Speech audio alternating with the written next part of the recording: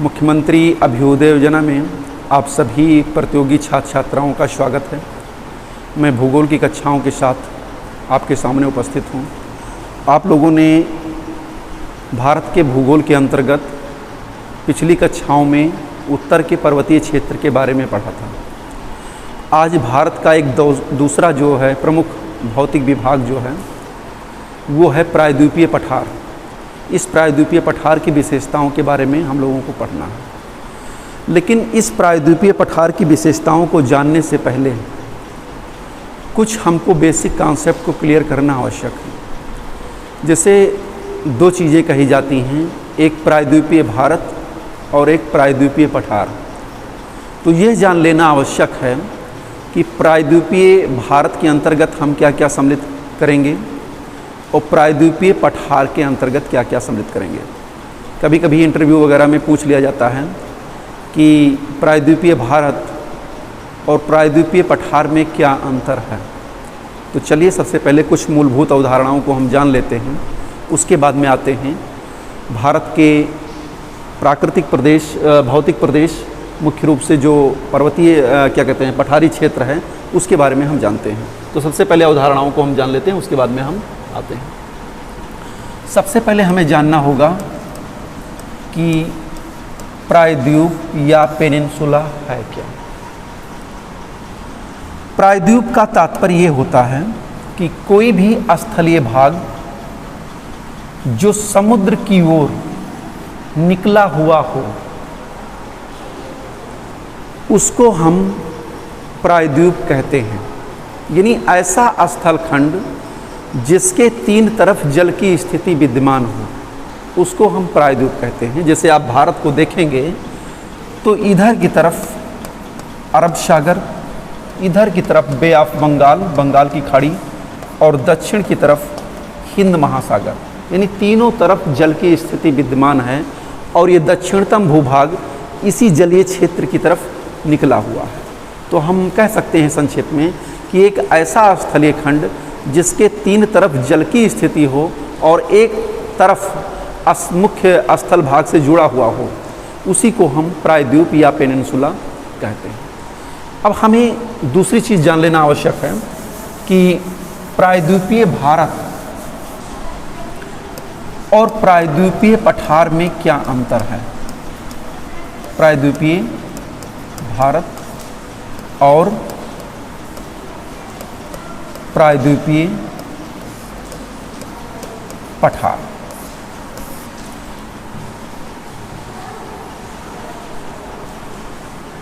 इसको हम जान लेते हैं।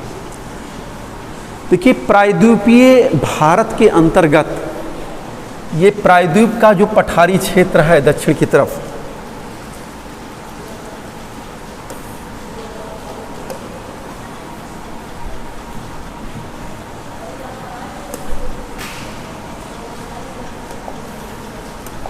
हाँ चलते हैं। प्रायद्वीपीय मैं बता रहा था कि प्रायद्वीपीय भारत के अंतर्गत अगर आप हम देखें तो यहाँ विंध्याचल पर्वत के समानांतर और यहाँ पर हरियाभंगा नदी के मुहाने तक और पश्चिम में गिरी की पहाड़ियों तक, ये जो नीचे का भाग है इसको हम सम्मिलित रूप से प्रायद्वीपीय भारत कहते हैं। प्रायद्वीपीय भारत के अंतर्गत ये हमारा प्रायद्वीपीय पठारी क्षेत्र जो दिखाई दे रहा है, और दूसरा पूर्वी तटवर्ती मैदान जो बंगाल की खाड़ी की तरफ है, और पश्चिमी तटवर्ती मैदान जो अरब सागर के अंतर्गत है, इसको हम इंडियन पेनिनसुला या प्रायद्वीपीय भारत के नाम से जानते हैं। याद रखिएगा, यानी प्रायद्वीपीय भारत जो है यह होगा प्रायद्वीपीय पठार और प्लस तटवर्ती मैदान, इन दोनों को मिलाकर के प्रायद्वीपीय भारत कहते हैं। और जब हमको प्रायद्वीपीय पठार कहना होगा, पेनिनसुलर प्लेटो, तो उसके अंतर्गत विंध्य श्रेणी के दक्षिण में पूर्वी घाट और पश्चिमी घाट, ये जो पार्ट है इसको हम प्रायद्वीपीय पठार के अंतर्गत सम्मिलित करेंगे। यहाँ पर विंध्य श्रेणी यानी कहते हैं विंध्य श्रेणी के समानांतर और पूरब में यहाँ पर मलयगिरी और फिर जो है पूर्वी घाट होते हुए दक्षिण में यहाँ पर कोडरमम पहाड़ियों तक, और फिर ये पश्चिमी घाट होते हुए ये पूरा पेनिनसुलर प्लेटो का निर्माण करता है, प्रायद्वीपीय पठार का निर्माण करता है। लेकिन भारत के प्रायद्वीपीय पठार के अंतर्गत केवल हम इसी का अध्ययन नहीं करते हैं, बल्कि इस विंध्य श्रेणी के उत्तर में भी जो पठारी क्षेत्र है, मालवा का पठार, मेवाड़ का पठार और छोटा नागपुर का पठार, बुंदेलखंड का पठार, उसको भी सम्मिलित करते हैं। यानी भारत का जो पठारी क्षेत्र है वो एक व्यापक शब्द है। दूसरा चीज़ ये भी जान लीजिए आप, एक शब्द प्रयोग होता है कि भारत का पठार, इंडियन प्लेटो, प्रायद्वीपीय पठार नहीं। देखिए प्रायद्वीपीय पठार और भारत के पठार में क्या अंतर है। अब भारत का जो पठारी क्षेत्र होगा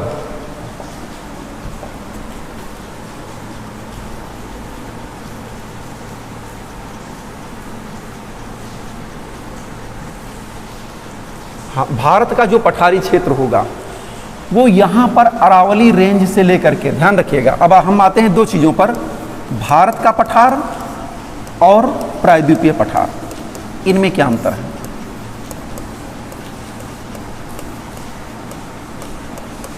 प्रायद्वीपीय पठार हम बता चुके हैं, भारत का पठार देखिए। अब प्रायद्वीपीय पठार में हमने कहा था कि विंध्य श्रेणी के दक्षिण का जो पठारी हिस्सा होता है उसको सम्मिलित करते हैं हम प्रायद्वीपीय पठार के अंतर्गत। प्रायद्वीपीय पठार में हम पूर्वी तटवर्ती मैदान और पश्चिमी तटवर्ती मैदान को नहीं सम्मिलित करेंगे, लेकिन जब प्रायद्वीपीय भारत की बात करेंगे तो उसमें पूर्वी मैदान और पश्चिमी मैदान और प्लस प्रायद्वीपीय पठार, इन तीनों को सम्मिलित किया जाएगा जो है प्रायद्वीपीय भारत के अंतर्गत। अब हम देखते हैं कि भारत का जो पठार है वो एक व्यापक शब्द है। यहाँ पर दिल्ली रिज से लेकर के दक्षिण में ये अरावली की पहाड़ियाँ हैं और गुरु शिखर इसका दक्षिणी सबसे ऊंची चोटी है अरावली पर्वत की। ये गुजरात के पालनपुर तक ये विस्तृत हुई।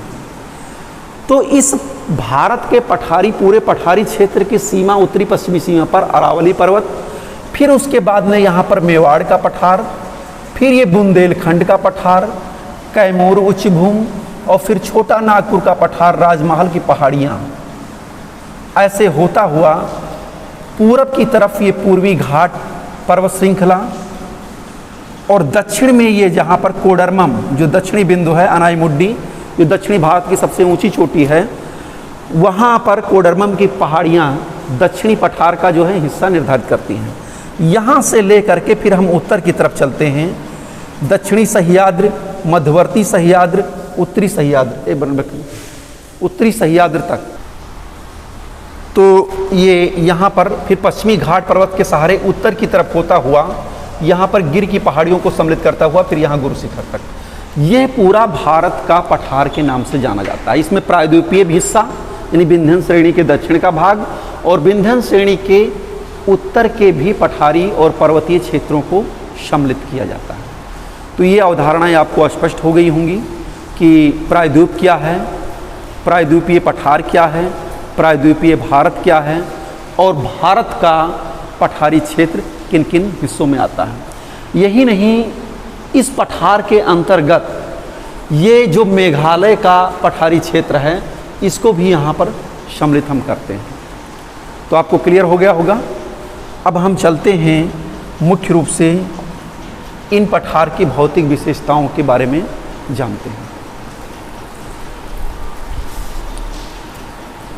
सबसे पहले हम देख लेते हैं कि इस प्रायद्वीपीय पठार का कुल क्षेत्रफल कितना है, लंबाई चौड़ाई कितना है और इसकी उत्तर पूरब पश्चिम कौन कौन सी सीमाएं निर्धारित करती हैं।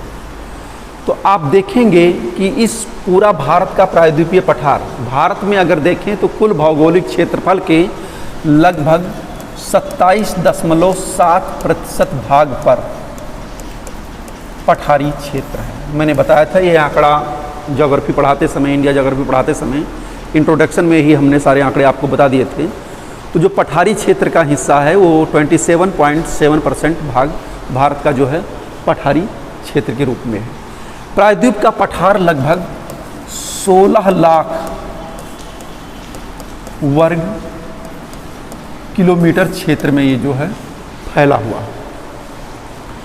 यह उत्तर से दक्षिण लगभग यानी नॉर्थ से साउथ, यहाँ से लेकर के और यहाँ तक कोडरमम हिल तक लगभग 1600 किलोमीटर इसकी लंबाई है और पूरब से पश्चिम, पश्चिम से पूरब यानी वेस्ट टू ईस्ट, यहाँ पर गिर की पहाड़ियों से लेकर के और पूरब में यहाँ पर राजमहल की पहाड़ियों तक, ये जो है लगभग 1400 किलोमीटर की लंबाई में ये पर्वतीय पठारी क्षेत्र फैला हुआ है।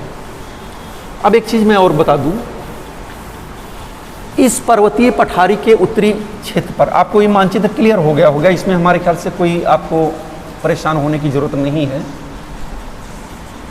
ये ऐसे ऐसे गया है उत्तर की तरफ। मैं आपको बता दूं, यहाँ पर अरावली माउंटेन है। ये दिल्ली रिज से लेकर के, दिल्ली कटक से लेकर के और यहाँ पर गुजरात के पालमपुर तक ये लगभग 900 किलोमीटर की लंबाई में ये अरावली रेंज फैली हुई है। अब इस अरावली पर्वत जो है इस प्रायद्वीपीय पठार की उत्तरी पश्चिमी सीमा का निर्धारण करता है। इसके बाद में इस प्रायद्वीपीय पठारी क्षेत्र के उत्तरी भाग पर यहाँ पर मेवाड़ का पठार, फिर ये मालवा का पठार और बुंदेलखंड उच्च भूमि और कैमूर, ये इसकी पठार की उत्तरी सीमा को निर्धारित करते हैं। इसके बाद में और थोड़ा सा उत्तर पूरब की तरफ चले जाएंगे तो यहाँ पर राजमहल की पहाड़ियाँ हैं, ये इसकी पूर्वी सीमा को निर्धारित करती हैं। फिर उसके बाद में हम जब दक्षिण की तरफ बढ़ते हैं तो ये पूर्वी घाट जो एक कटे फटे कगार के रूप में, हल्के फुल्के कगार के रूप में दिखाई दे रहा है, ये पूर्वी घाट का हिस्सा आती है, जहाँ पर महानदी जो है और तमाम नदियाँ जो बंगाल की खाड़ी की तरफ गिरती हैं, वो इस क्षेत्र को काट पीट करके कुछ मैदान में, कुछ घाटियों में तब्दील करती हैं।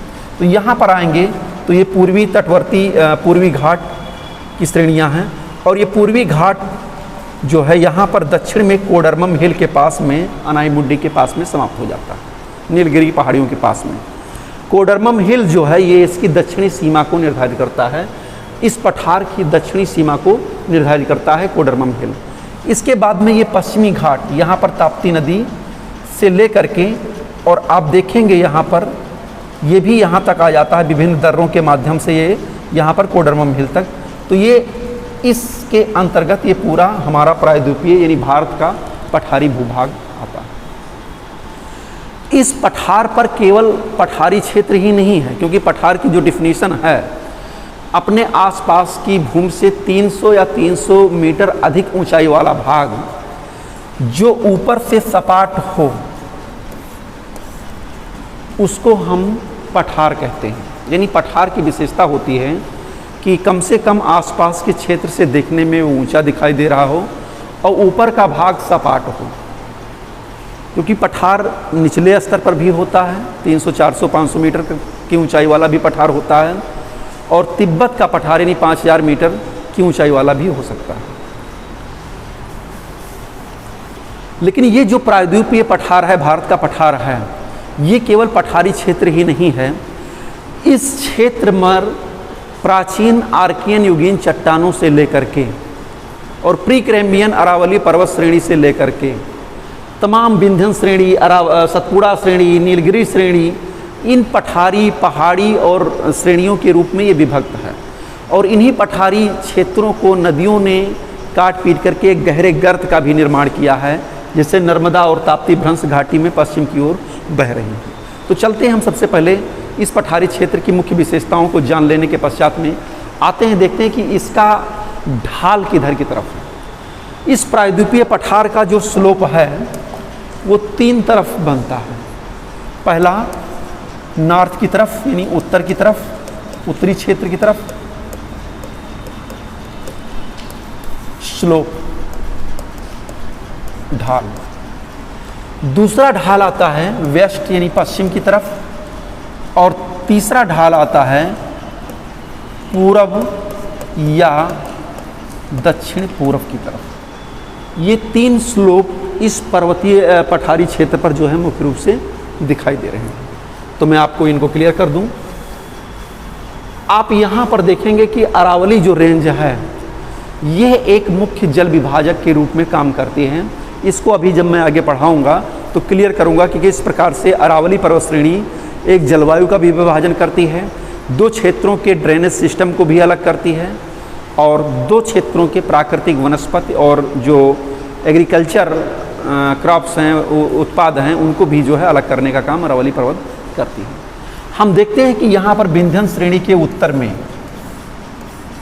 अगर देखते हैं तो इस क्षेत्र से मालवा के पठार से जो निकलने वाली नदियाँ हैं वह उत्तर की तरफ जाती हैं। जैसे आप चंबल को देखेंगे, सोन को देखेंगे, दामोदर को देखेंगे, तो ये उत्तर और उत्तरी पूर्वी तरफ जा करके गंगा के मैदान में मिल करके बंगाल की खाड़ी की ओर चली जाती हैं अपनी सहायक मुख्य नदियों के सहारे। ये सब सहायक नदियों के रूप में है। दूसरा स्लोप इस विंध्य श्रेणी के दक्षिण में जो एक भ्रंश कगार है उस पर बनता है, जहाँ पर नर्मदा और ताप्ती नदियाँ पश्चिम की तरफ बह करके अरब सागर में गिरती हैं।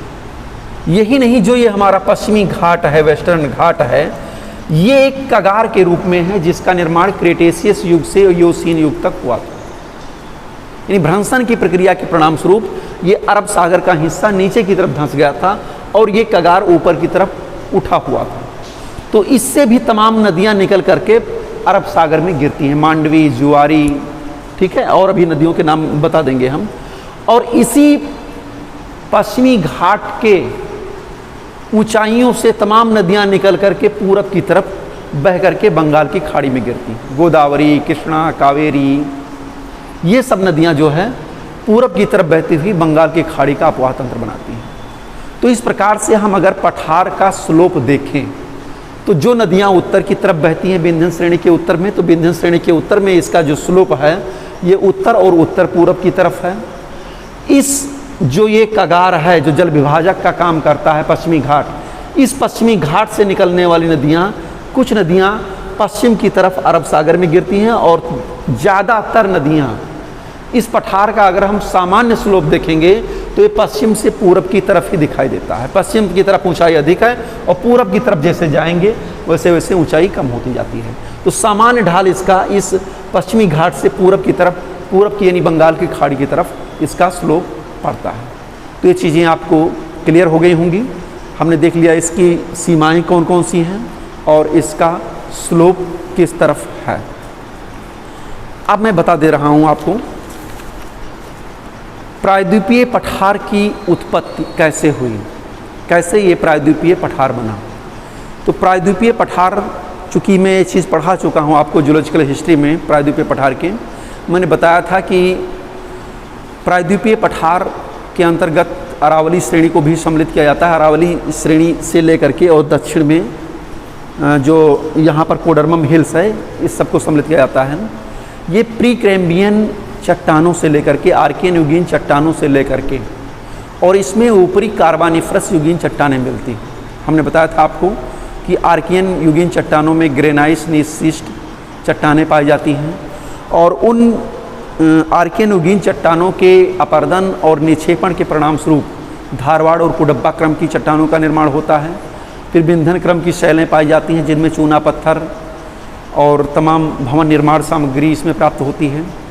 और फिर गोंडवाना युगीन क्षेत्र जो दामोदर वैली में मुख्य रूप से है, जिसमें कोयले का निक्षेप पाया जाता है। और उसके बाद में हमने कार्बानिफरस युगीन दामोदर घाटी कोयले का निक्षेप पाया जाता है। तो इस प्रकार से इसकी उत्पत्ति प्री कैम्बियन युगीन से लेकर के ऊपरी कार्बानिफरस तक की चट्टानें इसमें देखने को मिलती हैं। और ये भारत का सबसे प्राचीनतम भूखंड माना जाता है। भारत का ही नहीं, विश्व का प्राचीनतम भूखंडों में से एक है, क्योंकि इसकी निर्माण और विकास पृथ्वी के प्रारंभिक चरण से ही प्रारंभ हो जाता है। तो ये चीज़ें हम चूँकि पढ़ा चुके हैं, इसलिए हम आगे की तरफ बढ़ते हैं, क्योंकि ये चैप्टर बहुत लंबा है और इसको अच्छी तरीके से आपको पढ़ना भी है। अब हम चलते हैं इस प्रायद्वीपीय पठार का विभाजन देखते हैं। विभाजन तो आपको क्लियर हो गया होगा। इसमें अगर देखा जाए तो मोटी मोटा 3 लैंडफॉर्म दिखाई पड़ते हैं। एक तो पर्वत श्रेणियाँ जो पूरब से पश्चिम, पश्चिम से पूरब से पश्चिम कगार के रूप में जगह जगह पर पाई जाती हैं, चोटियाँ पाई जाती हैं, नदी घाटियाँ, द्रोणियाँ भी पाई जाती हैं और उन नदियों के द्वारा कुछ समतल प्राय मैदान भी दिखाई देते हैं, प्लेनी प्लेन भी दिखाई देते हैं। तो इन्हीं के बारे में हमको मुख्य रूप से अध्ययन करना है। मैं बता दूं आपको, 1964 में SP चटर्जी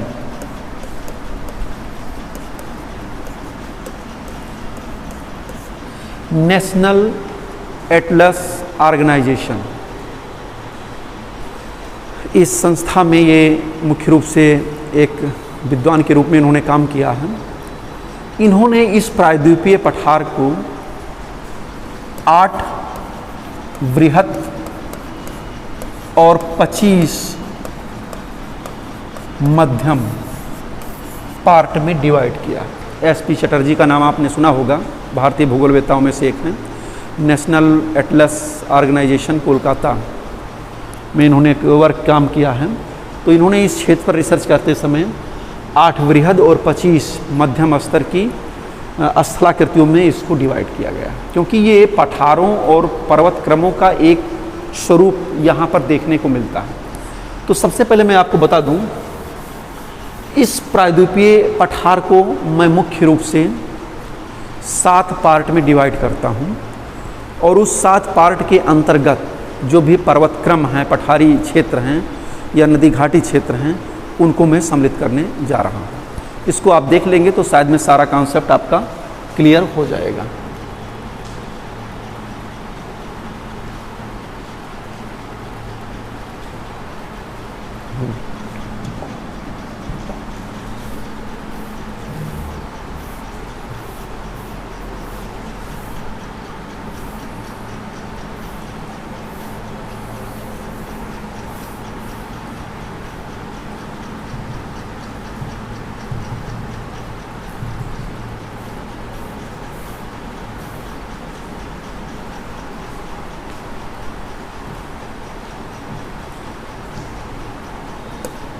चलिए देखिए, सबसे पहले मैं इसको डिवाइड करता हूं। पहला पार्ट है इसका मध्यवर्ती उच्च भूमि या केंद्रीय उच्च भूमि। द सेंट्रल हाईलैंड, केंद्रीय उच्च भूमि, सेंट्रल हाईलैंड।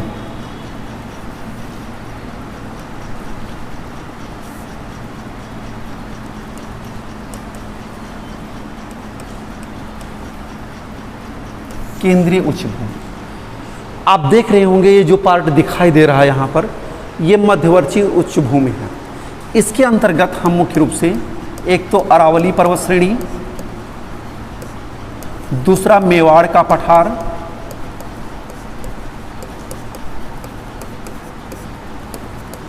तीसरा मालवा का पठार,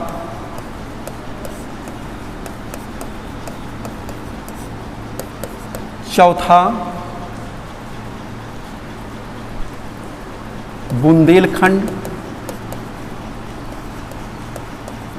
और बघेलखंड का पठार, और पांचवा विंध्य श्रेणी, और छठवां सतपुड़ा श्रेणी। अगर ये 6 भूदृश्यों को, लैंडफॉर्म को आप देखेंगे तो ये भारत के प्रायद्वीपीय मध्यवर्ती हिस्से पर एक ऊंचाई के रूप में दिखाई देते हैं, स्पष्ट रूप से दृष्टिगोचर होते हैं। तो सबसे पहले हम केंद्रीय उच्च भूमि के अंतर्गत जो ये डिवीज़न बना हुआ है, इसके अंतर्गत हम अरावली, मेवाड़ का पठार, मालवा का पठार, बुंदेलखंड, बघेलखंड, विंध्य और सतपुड़ा श्रेणी को हम देखेंगे। तो चलते हैं, एक एक चीज़ को हम लेकर चलते हैं। अच्छा, दूसरा मैं बता दे रहा हूँ, इसके बाद में दूसरा पूर्वी पठार। अब पूर्वी पठार में अगर हम देखेंगे तो छोटा नागपुर का पठार 36 इसी में आ रहा है। इसमें छोटा नागपुर का पठार, छत्तीसगढ़ महानदी बेसिन और दंडकारण्य का पठार इसमें सम्मिलित होता है। फिर तीसरा जो पार्ट है, ये पहला पार्ट आपका हो गया, ये दूसरा पार्ट हो गया, ये तीसरा पार्ट जो भी हम बता रहे हैं, एक एक क्रम से मैं बताते चल लूँगा आगे की तरफ। ये तीसरा जो है डेक्कन ट्रैप, यानी दक्कन का पठार। दक्कन का मतलब होता है दक्षिण की तरफ। तो ताप्ती नदी के दक्षिण का जो भाग है वो पूरा डेक्कन प्लेटो के रूप में जाना जाता है। इसकी सीमाएं कहाँ कहाँ पर हैं, ये हम आपको अभी क्लियर कर रहे हैं। डेक्कन के पठार के बाद में हम देखेंगे, हाँ, इसमें 3 चीज़ें आती हैं, डेक्कन ट्रैप, कर्नाटक का पठार, आंध्रा का पठार। इसके बाद में अगर दक्षिण की तरफ थोड़ा सा यहाँ पर देखेंगे तो एक उच्च भूमि प्रदेश यहाँ पर भी पाया जाता है, जहाँ पर नीलगिरी की पहाड़ियाँ और पूर्वी घाट आपस में मिलते, नीलगिरी के पास में पूर्वी घाट पश्चिमी घाट आपस में मिलते हैं और कोडरमम हिल्स है, तो यहाँ भी इसकी ऊंचाई ज़्यादा हो जाती है। तो ये भी एक क्षेत्र है। उसके बाद में मेघालय पठार और फिर जो है पूर्वी घाट और पश्चिमी घाट। तो ये 7 पार्ट में मैंने डिवाइड किया है। एक एक पार्ट को मैं लेकर के चल रहा हूँ, उसकी व्याख्या कर रहा हूँ। देखिए आप कैसे ये चीज़ जानते हैं। चलिए सबसे पहले हम चलते हैं अरावली पर्वत श्रेणी।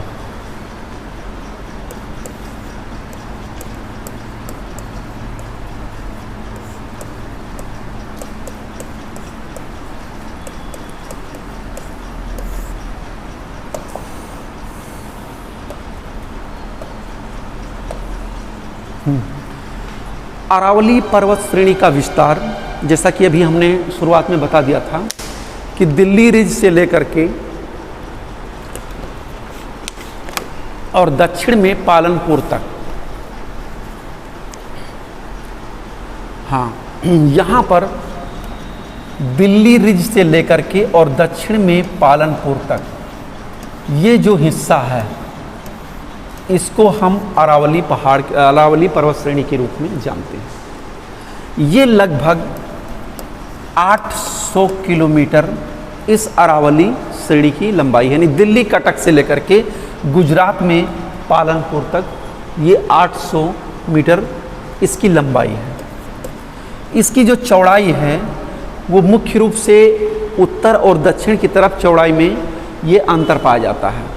औसत जो इसकी ऊंचाई है, सबसे पहले ऊंचाई हम देख लेते हैं। औसत ऊंचाई 300 लेकर के और 920 मीटर तक है। यह है एवरेज हाई, औसत ऊंचाई। अगर आप देखेंगे एटलस में, आप देखिएगा तो अरावली पर्वत उत्तर की तरफ ही इसकी ऊंचाई बहुत कम है, लेकिन दक्षिण की तरफ जैसे जैसे बढ़ते जाएंगे तो अरावली पर्वत की ऊंचाई भी बढ़ती जाती है। अरावली के दक्षिण में यहाँ पर देखेंगे एक माउंट आबू की पहाड़ियाँ हैं, जिस पर गुरु शिखर अरावली की सबसे ऊंची चोटी मुख्य रूप से यहाँ पर पाई जाती है। और ये जो है मुख्य रूप से उत्तर की तरफ इसका अगर ऊंचाई देखें नॉर्थ की तरफ, तो ये लगभग यहाँ पर 400 मीटर इसकी ऊंचाई है। और दक्षिण की तरफ देखेंगे तो यहाँ पर इसकी औसत ऊंचाई जो है वो लगभग 900 मीटर के आसपास है। इसको मैंने क्लियर किया। औसत ऊंचाई 300 से 920, लेकिन उत्तर की तरफ 400 मीटर और दक्षिण की तरफ 900 मीटर इसकी ऊंचाई है।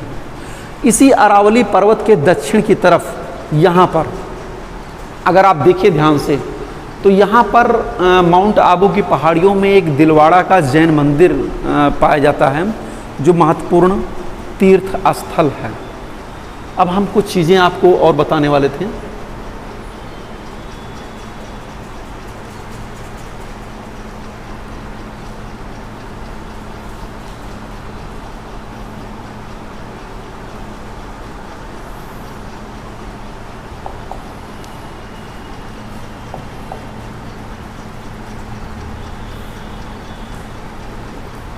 हाँ, अब आप इसको ध्यान से थोड़ा सा देखिएगा तो इसमें काफ़ी चीज़ें स्पष्ट हो जाएंगी आपकी। देखिए, ये है आपका अरावली पर्वत श्रेणी।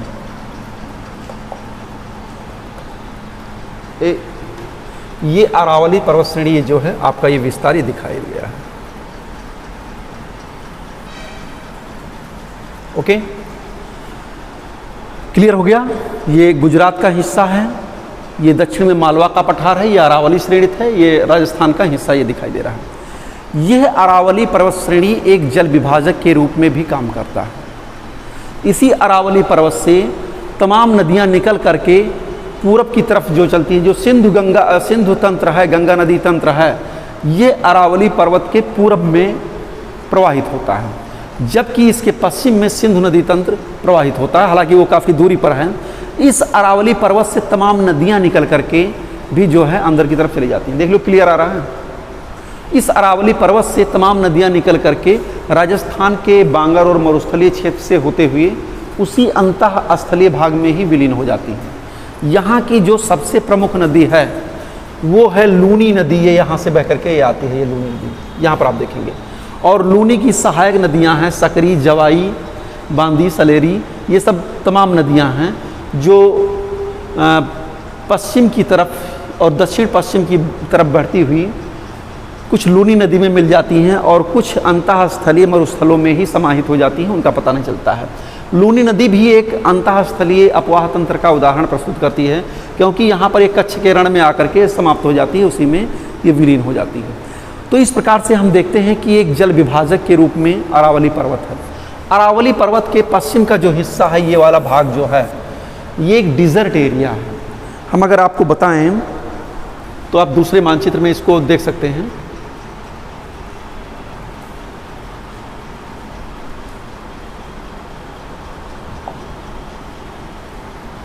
इसी मानचित्र में आप देख लेंगे थोड़ा।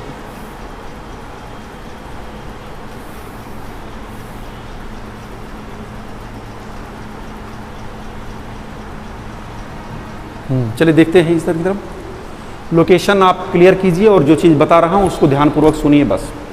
ये है अरावली का क्षेत्र, ये अरावली पर्वतमाला।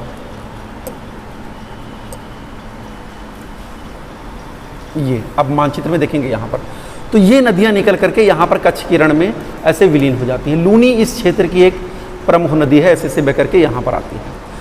अरावली पर्वत चूँकि एक जल विभाजक के रूप में काम करती है, इसी से यहाँ पर गंगा नदी का तंत्र अलग होता है और यहाँ पर सिंधु नदी तंत्र का जल अलग होता है, यहाँ पर उत्तरी भाग से ही अलग हो जाता है। यहाँ पर इसी क्षेत्र में चूँकि ये एक जलवायु के विभाजन का भी काम करती है।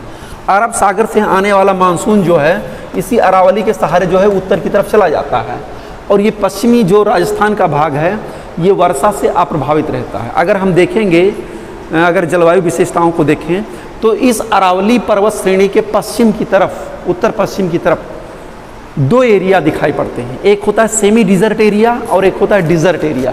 सेमी डिज़र्ट एरिया वह एरिया होता है जहाँ पर वर्षा 25 से 50 सेंटीमीटर होता है, अर्थात इसको हम हिंदी में कह सकते हैं अर्ध शुष्क मरुस्थलीय क्षेत्र। और डिज़र्ट एरिया वह एरिया होता है जो पूर्णतः मरुस्थलीय क्षेत्र होता है, बिल्कुल शुष्क क्षेत्र होता है। तो इस प्रकार से अगर हम वर्षा की मात्रा देखें तो इस अरावली के पर्वत के पूरब की तरफ जाने पर वर्षा की मात्रा धीरे धीरे बढ़ती जाती है। इस अरावली पर्वत के पश्चिम के जाने पर वर्षा की मात्रा धीरे धीरे कम होती जाती है, पहले 50 फिर 25 फिर उससे भी कम जो है वर्षा होती है। तो ये वर्षा की मात्रा का भी विभाजन करता है, जलवायु क्षेत्रों के भी विभाजन का काम करता है। आप देखेंगे इधर की तरफ शुष्क दशाएं दिखाई दे रही हैं और इधर की तरफ आर्द्र दशाएं दिखाई दे रही हैं।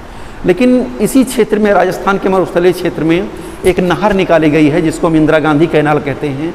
उसकी तमाम ब्रांचेस भी निकाली गई हैं जो इस क्षेत्र में ह्यूमिडिटी को बढ़ाती हैं और क्रॉप कंडीशन को भी, क्रॉप जो फॉर्मेट है उसको भी इन्होंने बदल करके रख दिया है। अब तमाम इधर की तरफ फसलें भी, गेहूँ, चावल, मक्का, ये सब उगाई जाने लगी, यानी नई फसलें भी उगाई जाने लगी हैं जो इस क्षेत्र में नहीं उगाई जाती थी। तो ये था अरावली की, हमने विशेषताओं के बारे में बता दिया।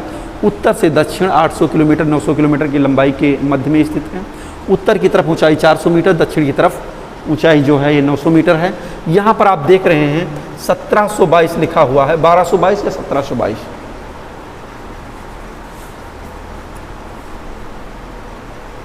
हम्म, 1722, यहाँ पर 1722 मीटर गुरु शिखर, ये जो क्षेत्र आप देख रहे हैं ये गुरु शिखर पर्वत है जो माउंट आबू की पहाड़ियों में स्थित है। ये अरावली की सबसे ऊंची चोटी है और इसी के पास में जो है, हमने अभी बताया था, दिलवाड़ा का जैन मंदिर जो एक प्रसिद्ध तीर्थ स्थल के रूप में भी यहाँ पर विद्यमान है। अगर खनिज संसाधनों की दृष्टि से देखें तो अरावली पर्वत के क्षेत्र में जो है जस्ता, अभ्रक, चूना पत्थर और तमाम बहुमूल्य धातुएँ भी जो है इस क्षेत्र में निकलती हैं। खासकर इमारती पत्थर, जो इमारतों में प्रयोग किए जाने वाले पत्थर होते हैं, संगमरमर के पत्थर, मकराना, मार्बल, ये सब इन्हीं अरावली के क्षेत्र के आसपास क्षेत्रों में इनकी खुदाई मुख्य रूप से की जाती है। आगे की तरफ हम चलते हैं। अरावली पर्वत से जैसे हम थोड़ा सा पूरब की तरफ जाएंगे, ये मैं क्लियर कर दे रहा हूँ।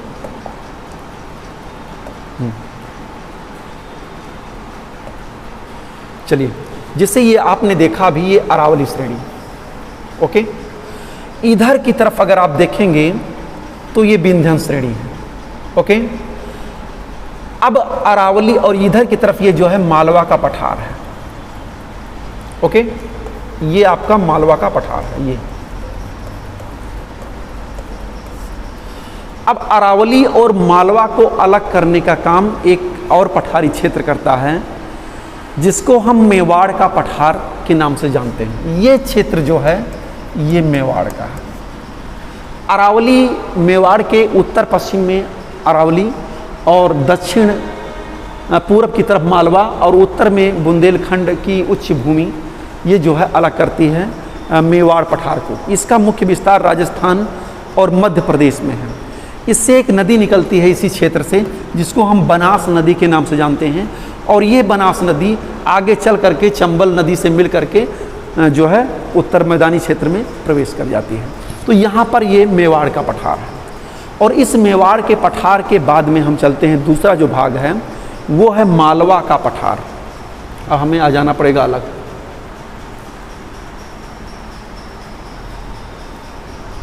हाँ, मालवा का पठार, ये जो हिस्सा आपको दिखाई दे रहा है ये क्षेत्र मालवा का पठार है। मालवा का पठार उत्तर पश्चिम की तरफ मेवाड़ क्षेत्र और दक्षिण की तरफ विंध्य श्रेणी, और इस मालवा के पूरब की तरफ बघेलखंड और बुंदेलखंड का पठारी भाग, ये बघेलखंड और बुंदेलखंड का ये पठारी भाग है, ये पड़ता है। और इसी में ये मालवा उच्च भूमि यानी एक पठारी क्षेत्र के रूप में ये विद्यमान है। इसको मालवा को जो है मुख्य रूप से राजस्थान में जो इसका हिस्सा पड़ता है मालवा का, वहाँ पर इसको हाड़ौती का पठार के नाम से जानते हैं। किस नाम से? हाड़ौती का पठार के नाम से जानते हैं। यहाँ पर हम लिख दे रहे हैं।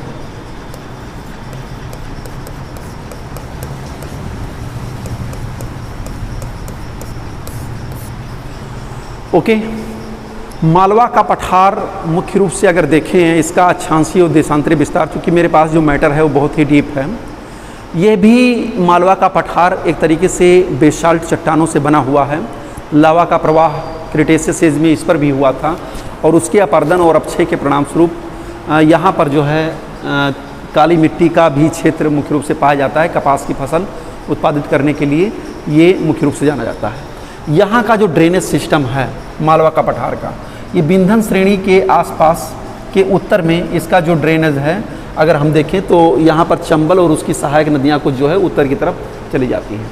लेकिन मालवा के दक्षिण में अगर हम देखें तो विंध्य श्रेणी के दक्षिण में इसका प्रवाह तंत्र जो है वो पश्चिम की तरफ दिखाई पड़ता है।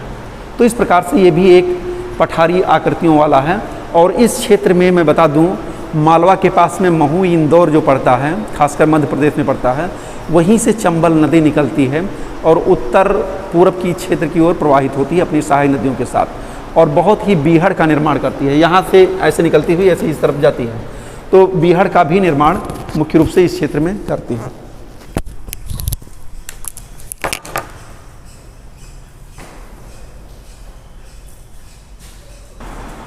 तो मालवा के पठार की स्थिति को हम यहाँ मैप में दोबारा देख ले रहे हैं। आप ये देख रहे हैं मध्यवर्ती उच्च भूमि, जिसका मैंने डिवीज़न किया था। ये मालवा के पठार की स्थिति ये मुख्य रूप से यहाँ पर पड़ती है। अब मालवा का पठार, चूँकि मैंने बता दिया कि ये भी काली मिट्टी का क्षेत्र है, इसका जो अक्षांशीय देशांतरीय विस्तार है, अक्षांशीय विस्तार लगभग 21 डिग्री 47 मिनट नॉर्थ से 21 डिग्री 47 मिनट उत्तर से ये 25 डिग्री 10 मिनट उत्तरी अक्षांश, 25 डिग्री 10 मिनट उत्तरी अक्षांश तक ये विस्तृत है। यानी दक्षिण से लेकर के 27 से लेकर 21 से लेकर के और 25 तक, 21 की रेखा यहाँ पर, 25 की रेखा यहाँ पर आएगी और थोड़ा सा उत्तर में आएगी। और इसके बाद में 73-45 से लेकर के 79-14 तक, 73 डिग्री 45 मिनट पूरब से लेकर के 79 डिग्री और 14 मिनट पूर्वी देशांतर तक यानी ईस्ट तक ये विस्तृत इस पठार का ये विस्तार है। हाँ, इस पठार की लंबाई 530-390, चौड़ाई जो है इस पठार की 390 किलोमीटर है, लंबाई इस पठार की 530 किलोमीटर है। इस चीज़ को आप नोट कर सकते हैं परीक्षा की दृष्टि से, जब आप बहुत गहन तैयारी करेंगे तो ये होगा। लगभग 1,50,000 वर्ग किलोमीटर क्षेत्रफल पर, 1,50,000 वर्ग किलोमीटर क्षेत्रफल पर ये मालवा के पठार का विस्तार पाया जाता है। इसको आप बहुत ही अच्छी तरीके से जानने की ज़रूरत है। हमने बता दिया कि इसका अपवाह तंत्र 2 क्षेत्र में डिवाइड है। उत्तर की तरफ मैदानी क्षेत्र में चला जाता है, क्या कहते हैं, अभी मैंने बताया चंबल और उसकी सहायक नदियों के साथ में। दक्षिण की तरफ जो विंध्य के दक्षिण में है वहाँ पर ये जो है नर्मदा और ये ताप्ती नदियाँ जो है इस क्षेत्र में जो प्रभावित होती है, थोड़ा सा दक्षिण की तरफ रहेगा। तो ये हम देखते हैं मुख्य रूप से मालवा पठार के बारे में। अब मालवा पठार के बाद में हम अगला आ जाते हैं, वो है बुंदेलखंड का पठार। अगला चलते हैं, बुंदेलखंड का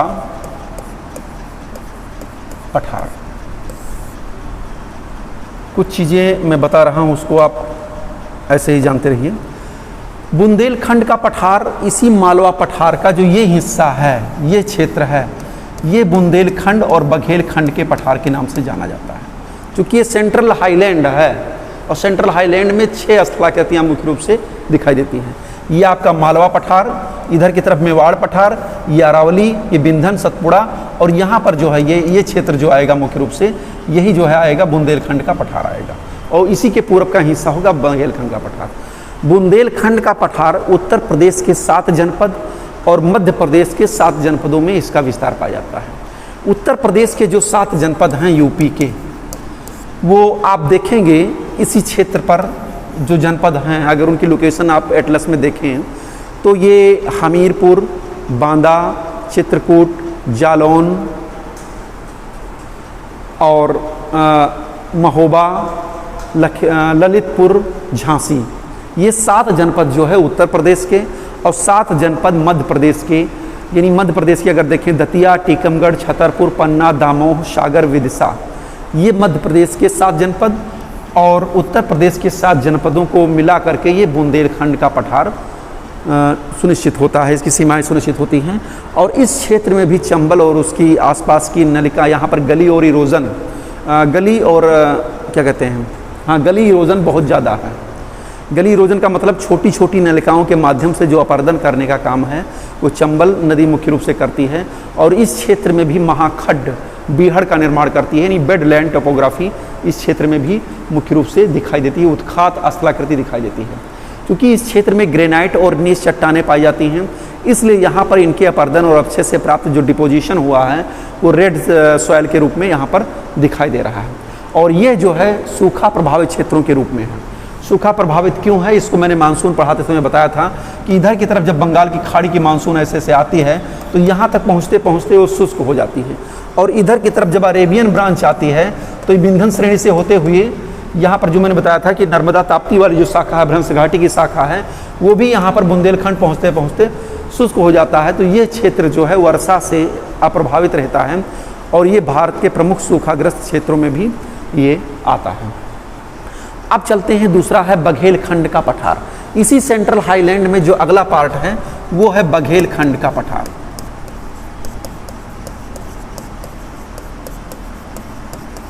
बघेलखंड का पठार ये बुंदेलखंड के पूर्वी क्षेत्र की तरफ ये मुख्य रूप से पड़ता है। ये मध्य प्रदेश और छत्तीसगढ़, याद रखिएगा, मध्य प्रदेश और छत्तीसगढ़, इन दोनों की सीमाओं पर जो है ये बघेलखंड का पठार स्थित है। ये केंद्रीय उच्च भूमि को पूर्वी पठार से अलग करने का काम करता है, यानी यहीं से जो है पूर्वी पठार जो है और केंद्रीय उच्च भूमि का जो है विभाजन होता है। यानी इस सेंट्रल हाईलैंड का जो पूर्वी पार्ट है वो बघेलखंड का ही पठार है। तो ये आपको क्लियर हो गया होगा जो पठारी क्षेत्र हैं। अब इसके बाद में हम अगला चलते हैं, विंध्य श्रेणी।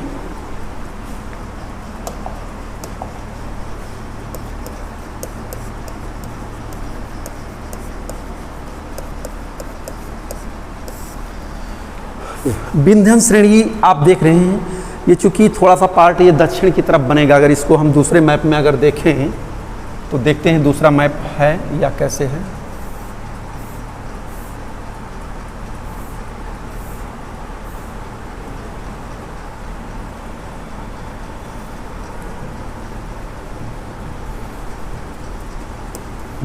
चलते हैं,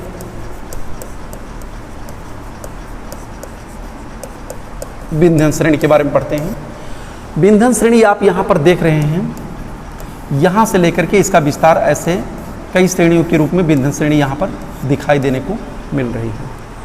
विंध्य श्रेणी अगर मुख्य रूप से इसका विस्तार जो है ये गुजरात से लेकर के मध्य प्रदेश, उत्तर प्रदेश, बिहार, झारखंड, छत्तीसगढ़ और कुछ जो है इन्हीं क्षेत्रों में मुख्य रूप से फैला है। गुजरात में इसको हम जोबेट हिल के नाम से जानते हैं, जोबेट हिल गुजरात में। और पूरब की तरफ इसको हम यानी यहाँ पर बिहार में जो कैमूर की पहाड़ियाँ हैं उसको हम कैमूर हिल के नाम से जानते हैं। यानी बिहार में इसको जोबेट हिल और गुजरात में इसको जोबेट हिल और बिहार में इसको कैमूर हिल के नाम से जाना जाता है। यानी ये भी कई चरणों में इनका विस्तार पाया जाता है। लगभग ये 1200 किलोमीटर इसकी लंबाई जो विंध्य श्रेणी की है वो 1200 किलोमीटर है और इसकी जो है औसत ऊंचाई 700 से 1200 मीटर है। आप नोट कर सकते हैं इसकी हाइट जो है ऊंचाई, औसत ऊंचाई यानी कहीं पर 700 मीटर है तो कहीं पर 1200 भी है। और ये जो है लंबाई जो है इसकी ये 1200 किलोमीटर के क्षेत्र में है। इसको पश्चिम से पूरब की तरफ विभिन्न नामों के विंध्य श्रेणी को कई नामों से जाना जाता है। जैसे पश्चिम की तरफ इसको अगर आप देखेंगे माइक्रो लेवल पर, इसका सूक्ष्म मानचित्र देखिए विंध्य श्रेणी का, तो इस क्षेत्र में कैमूर का पठार कैमूर हिल्स, फिर क्या कहते हैं भारनेर और भारनेर, कैमूर और पारसनाथ, 3 पहाड़ियों के रूप में है ये। पहला है भारनेर, दूसरा है कैमूर और तीसरा है पारसनाथ की पहाड़ियाँ। इन 3 श्रेणियों में जो है ये विंध्य श्रेणी ऐसे फैली हुई है। अब आप जानते हैं कि विंध्य श्रेणी के दक्षिण का जो भाग है ये एक भ्रंश घाटी के रूप में है। विंध्य रेंज के दक्षिण वाला जो भाग है ये एक भ्रंश घाटी के रूप में है, कगार के रूप में ये है, नीचे की तरफ धंसा हुआ है विंध्य और सतपुड़ा के बीच में। इसी से होकर के नर्मदा नदी अमरकंटक से निकल करके ऐसे पश्चिम की तरफ जो है प्रवाहित होती है, कच्छ की खाड़ी होते यहाँ पर जो है अरब सागर में ये गिरती है मुख्य रूप से। अब इस विंध्य श्रेणी में भी चूँकि बहुत से ऐसे मिनरल्स खनिज पाए जाते हैं जो हमारे लिए बहुत ही उपयोगी होते हैं, जैसे लाल बलुआ पत्थर, चूना पत्थर की चट्टानें पाई जाती हैं, भवन निर्माण की सामग्री पाई जाती है। और ये जो है अगर देखें तो इन सामग्री का भी बहुत महत्व है। हमारी जो प्राचीन ऐतिहासिक इमारतें हैं इन्हीं विंध्य श्रेणी की चट्टानों से ही लाल बलुआ पत्थर और चूना पत्थर से निर्मित हैं। अब इस पर्वत को जल विभाजक के तौर पर भी देखा जाता है। अगर हम भारत का जल विभाजक रेखा देखें तो यहाँ पर अरावली से ऐसे जल विभाजक रेखा आती है, ऐसे मुड़ करके ये दक्षिण की तरफ ऐसे चली जाती है। तो ये विंध्य श्रेणी उत्तर भारत और दक्षिण भारत की नदियों के एक जल विभाजक के रूप में भी ये काम करती है, क्योंकि इस श्रेणी के उत्तर निकलने वाली नदियाँ मुख्य रूप से उत्तर के मैदानी क्षेत्र में प्रवाहित होती हैं और इस श्रेणी के दक्षिण निकलने वाली नदियाँ जो होती हैं वो पूरब की तरफ या दक्षिण पूरब की तरफ प्रवाहित होती हैं। और इस पश्चिमी घाट के पश्चिम की तरफ निकलने वाली पश्चिम में और पूरब की तरफ निकलने वाली नदियाँ पूरब में प्रवाहित होती हैं। आगे की तरफ हम चलते हैं। विंध्य श्रेणी के बाद में आते हैं सतपुड़ा श्रेणी।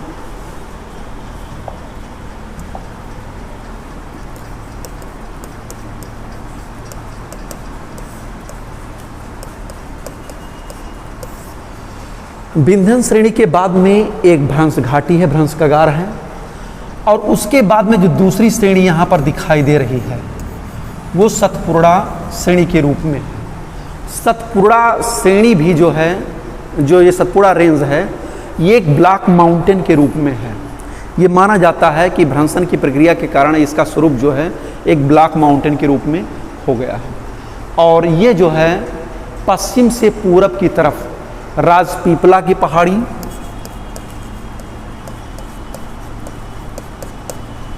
और फिर उसके बाद में महादेव की पहाड़ी,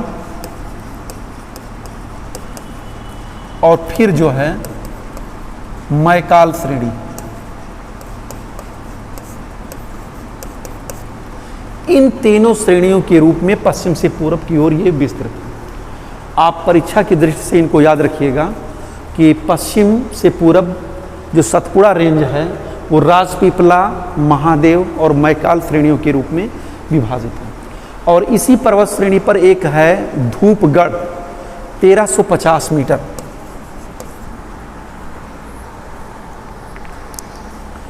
धूपगढ़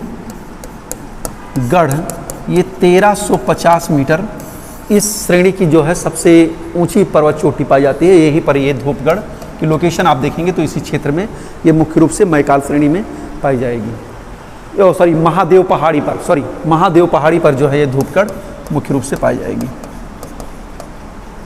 अब इसके बाद में हम चलते हैं इसी मैकाल श्रेणी पर। इसके बाद में क्या पड़ता है? महादेव के बाद में मैकाल श्रेणी, महादेव श्रेणी, यहाँ पर आपकी धूपगढ़ और यहाँ पर अमरकंटक मैकाल श्रेणी पर जो है वो क्या है? अमरकंटक।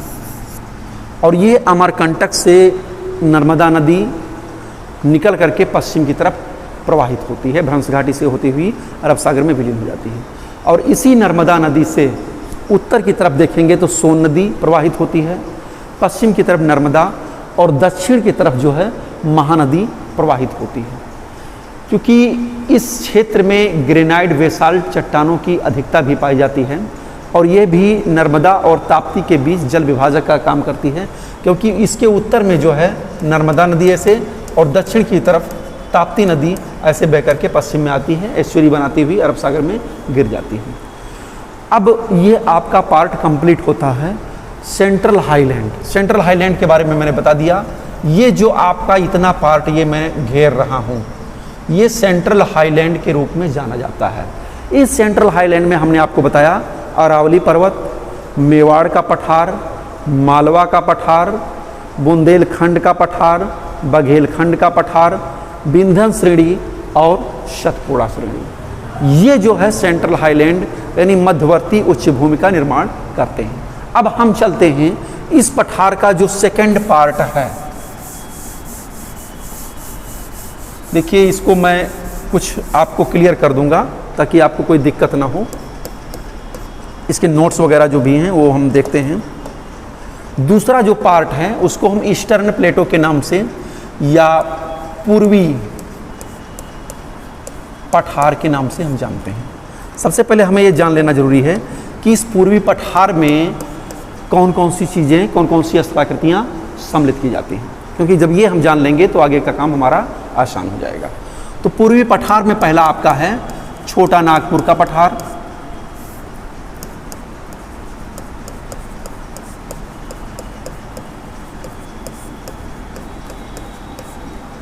दूसरा है छत्तीसगढ़ और महानदी बेसिन,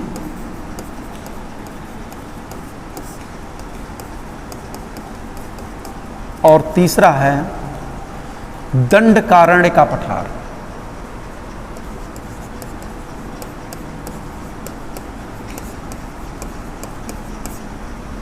देखिए इसको भी हम देखते हैं। छोटा नागपुर का पठार हमने बताया था जहां पर ये सेंट्रल हाईलैंड, दूसरा हमने बताया था जहां पर ये सेंट्रल हाईलैंड का ये पार्ट समाप्त होता है।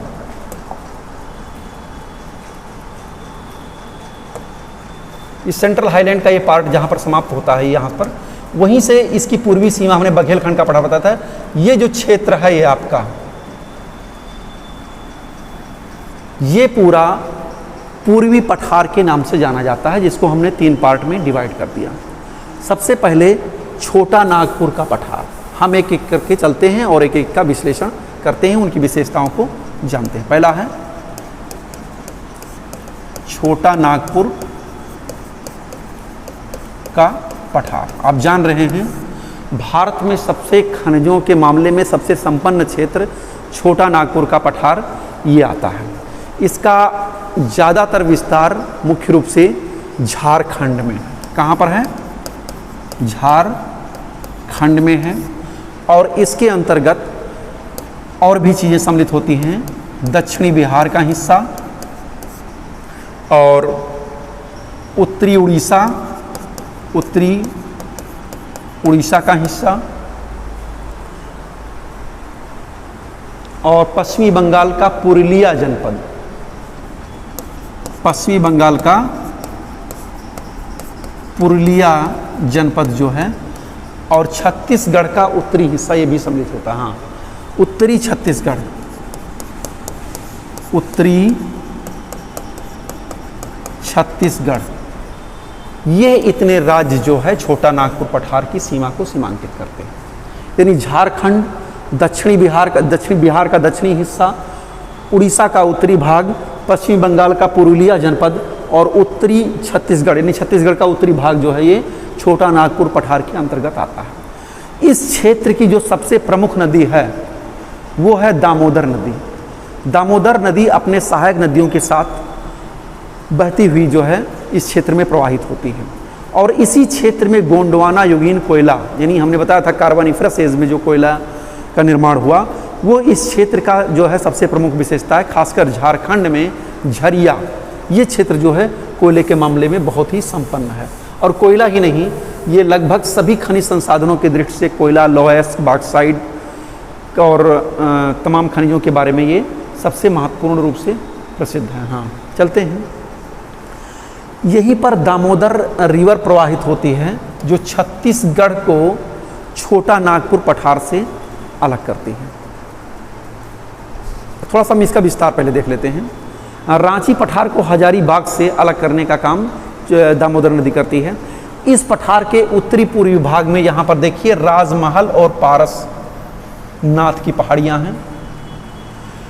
उत्तर में हजारीबाग का पठार और दक्षिण में रांची का पठार। ये केवल मैं छोटा नागपुर पठार की बात कर रहा हूँ। देखिए, इसके उत्तर में अगर आप देखेंगे तो ये हजारीबाग का पठार यहाँ पर आएगा। पूरब की तरफ ये राजमहल की पहाड़ियाँ, पारसनाथ की पहाड़ियाँ। दक्षिण में रांची का पठार या पाटलैंड इसको कहते हैं। और पूरब की तरफ इसका जो है ये सेंट्रल हाईलैंड यानी बघेलखंड का पठार के बीच में ये जो है छोटा नागपुर पठार स्थित है। दामोदर नदी बेसिन कोयला की दृष्टि से बहुत है। छोटा नागपुर पठार में एक पारसनाथ की पहाड़ी है, वो जो है हजारीबाग पर स्थित है, वो सबसे ऊंची है। और इसी पर जो है जैनों का प्रसिद्ध, जैन धर्म के प्रसिद्ध तीर्थ स्थल भी विद्यमान है। आगे की तरफ चलते हैं थोड़ा सा। रांची पठार, चूंकि एक थोड़ा सा हमें बता देना है, एक क्षेत्र का नाम आता है पाट क्षेत्र। अगर इसकी टोपोग्राफी आप देखेंगे तो इस तरीके से है। पाट का मतलब एक ऊंचा उठा हुआ भाग जो समतल होता है, ये जो है पाटलैंड कहलाता है, पाट क्षेत्र कहलाता है। अगर इसका आप फिगर देखेंगे तो रांची का पठार जो है एक पाट भूमि के रूप में है। और ये रांची का पठार से एक नदी निकलती है स्वर्ण रेखा, जो रांची के समीप हंडरू जलप्रपात का निर्माण करती है। छोटा नागपुर पठार में मुख्य रूप से ग्रेनाइट से निर्मित कुछ स्थलाकृतियाँ भी पाई जाती हैं जिनको पाटलैंड कहते हैं। और भूगर्भिक क्षेत्र, भूगर्भिक दृष्टि से पाट भी जो है एक उत्थित भूखंड के रूप में यहाँ पर दिखाई देता है। अब छोटा नागपुर पठार के जैसे थोड़ा सा हम दक्षिण की तरफ देखेंगे तो ये वाला जो क्षेत्र आप देखते हैं ये महानदी या छत्तीसगढ़ बेसिन है, जिसको धान का कटोरा के नाम से भी जाना जाता है। तो ये मुख्य रूप से छत्तीसगढ़ और उड़ीसा राज्य में फैला है। ये दूसरा पार्ट है महानदी या छत्तीसगढ़ का बेसिन। छत्तीसगढ़ या महानदी बेसिन। छोटा नागपुर यानी रांची पठार के दक्षिण का जो भाग है वो महानदी बेसिन के रूप में जाना जाता है। इसका विस्तार छत्तीसगढ़ और उड़ीसा में पाया जाता है।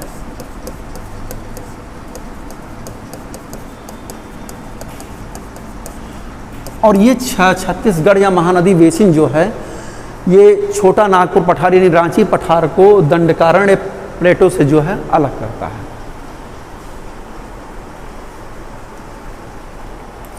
और मैं इसकी मुख्य विशेषता महानदी, उसकी सहायक शिवनाथ, हामदो, मान, डीव आदि प्रभावित होती हैं।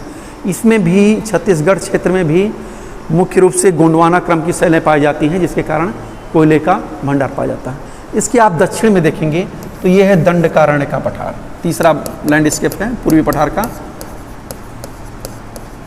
दंडकारण्य पठार। इसका ज़्यादातर हिस्सा उड़ीसा में पड़ता है। उड़ीसा, छत्तीसगढ़, महाराष्ट्र, आंध्र प्रदेश, तेलंगाना। उड़ीसा, छत्तीसगढ़, आंध्र प्रदेश, तेलंगाना में ये मुख्य रूप से पड़ता है। ये भी बहुत ही अत्यंत ऊबड़ खाबड़ क्षेत्र है, लेकिन खनिज संसाधनों की दृष्टि से ये बहुत ही महत्वपूर्ण है। गोदावरी और गोदावरी की जो प्रमुख नदी है, सहायक नदी है इंद्रावती, इसी से इस क्षेत्र का उद्गम होता है। और टिन धातु जो है इस क्षेत्र में पाई जाती है, जो बस्तर क्षेत्र में है, बेलाडीला क्षेत्र में जो है बस्तर बेलाडीला तो लोहा अयस्क की खान है, लेकिन इस क्षेत्र में टिन धातु भी मुख्य रूप से पाई जाती है। अब इसके बाद में हम थोड़ा सा चलते हैं, क्योंकि इसी पूर्वी पठार का एक हिस्सा, ये क्लियर हो गया होगा, यानी जो पूर्वी पठारी क्षेत्र है उसको 3 पार्ट में डिवाइड किया गया था। छोटा नागपुर पठार, महानदी छत्तीसगढ़ बेसिन और दंडकारण्य पठार। ये आप क्लियर हो गया। इसी पठार का जो उत्तरी पूर्वी क्षेत्र है वो मेघालय पठार के नाम से जाना जाता है, या इसको हम नॉर्थ ईस्ट प्लेटो के नाम से जानते हैं, नॉर्थ ईस्टर्न प्लेटो के नाम से जानते हैं। हुआ क्या था कि जब ये पठार उत्तर की तरफ, प्लेट टेक्टोनिक थ्योरी अगर आप पढ़ेंगे तो उसमें बताया गया जब ये उत्तर की तरफ मूव कर रहा था तो ये पार्ट जो है राजमहल और गोरो के बीच का भाग, यानी यहाँ गोरो की पहाड़ियाँ, इधर राजमहल की पहाड़ियाँ के बीच का भाग नीचे की तरफ धंस गया था। तो इस कारण से, इस गर्त के कारण जो है ये मेघालय का पठार अलग हो गया। और इसी मेघालय पर आप देखेंगे गोरो, खासी, जयंतियाँ और पूरब की तरफ मिकिर की पहाड़ियाँ जो है दिखाई देती हैं। तो इसको हम राजमहल गोरो गैप भी कहते हैं। जो ये अंतर इन दोनों पठारों के बीच में दिखाई दे रहा है, इसको राजमहल गोरो गैप, और पश्चिमी बंगाल में इसको मालदा गैप के नाम से जाना जाता है। इसको भी आप विशेष रूप से ध्यान देने की ज़रूरत है। और पश्चिम से पूरब इन पहाड़ियों का क्रम मैंने बता दिया, गोरो पहले आएगा, फिर खासी आएगा, फिर जयंती आएगा। खासी पहाड़ियाँ चूँकि एक कीपाकार रूप में हैं, इसीलिए इस पहाड़ियों के दक्षिण में माउसिन राम और चेरापूंजी 2 स्थान स्थित हैं जो विश्व में प्रसिद्ध वर्षा के क्षेत्र हैं। यानी यहाँ पर बहुत ज़्यादा वर्षा होती है, विश्व में सबसे ज़्यादा वर्षा वाला क्षेत्र होता है। और यही गोरो खासी जयंतियाँ पहाड़ियाँ ही नहीं, बल्कि इनमें भी जो है गोरो खासी जयंतियाँ नामक जनजातियाँ भी इन क्षेत्रों में पाई जाती हैं। इसी धारवाड़ संरचना से निर्मित मेघालय का शिलांग पठार भी मुख्य रूप से पाया जाता है, क्योंकि यहाँ पर औसत से ज़्यादा वर्षा होती है।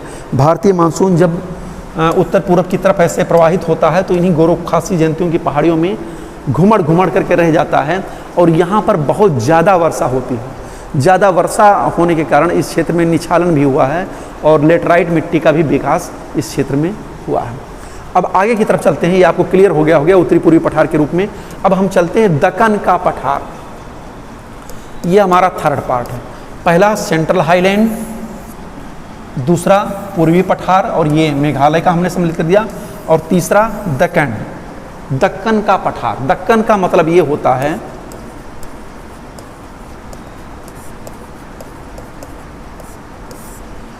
दक्षिण।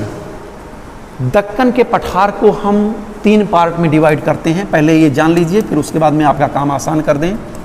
पहला है दक्कन ट्रैप या महाराष्ट्र का पठार, दूसरा है कर्नाटक का पठार, और तीसरा है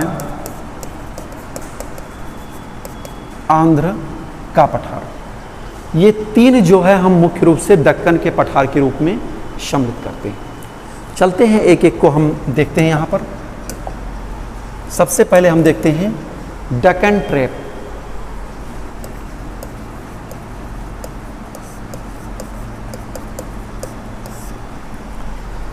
दक्कन ट्रैप महाराष्ट्र में इसका सबसे ज़्यादा विस्तार है। हमने बताया था क्रीटेशियस युग में भ्रंशन की प्रक्रिया के परिणाम स्वरूप अरब सागर पश्चिम की तरफ धंस जाता है और बहुत ज़्यादा मात्रा में पृथ्वी के आंतरिक भाग से लावा का प्रवाह होता है, लगभग 5 लाख वर्ग किलोमीटर क्षेत्र में, इस पूरे महाराष्ट्र, कुछ गुजरात के हिस्से में, कुछ पूरे महाराष्ट्र के क्षेत्र में ये लावा का प्रवाह हो जाता है। इसी से डेक्कन ट्रैप का निर्माण हुआ है। अगर यहाँ पर देखेंगे तो लावा की मोटाई पश्चिमी भाग में 2000 मीटर के आसपास है, और पूरब की तरफ जाएंगे तो ये लावा की मोटाई धीरे धीरे कम होती जाती है। क्रेटेशियस से लेकर के इयोसीन काल तक ये जो है डेक्कन ट्रैप बना। इसके पूरब में अगर हम देखें, जो इसका विभाजन है, पूरब में महेंद्रगिरी, क्या कहते हैं, अमरकंटक से लेकर सरगुजा तक, और पश्चिम में कच्छ तक, कच्छ की खाड़ी तक यहाँ पर, और दक्षिण में यहाँ पर बेलगाम तक एक त्रिभुजाकार रूप में डेक्कन ट्रैप की स्थिति बनाती है। और ये जो है ताप्ती नदी के दक्षिण में है, याद रखिएगा। ताप्ती नदी के दक्षिण, पूरब में अमरकंटक सरगुजा, दक्षिण में बेलगाम और पश्चिम में कच्छ तक जो है इसकी सीमा डिसाइड करती है, और पश्चिम में ये पश्चिमी घाट, ये जो क्षेत्र है ये डेक्कन ट्रैप के नाम से जाना जाता है। गोदावरी इस पहाड़ी क्षेत्र की एक प्रमुख नदी है, और सतमाला, अजंता, बालाघाट, हरिश्चंद्र, याद रखिएगा, सतमाला, अजंता, बालाघाट, हरिश्चंद्र इस क्षेत्र की चोटियाँ मुख्य रूप से हैं। अगर आप इस मानचित्र को अभी देखेंगे, मैं दूसरे में दिखा सकता हूँ, तो वहाँ पर सतमाला, हरिश्चंद्र ये सब जो है दिखाई देंगी, चोटियाँ इस क्षेत्र में दिखाई देंगी। आगे की तरफ हम चलते हैं। कर्नाटक का पठार, सेकंड,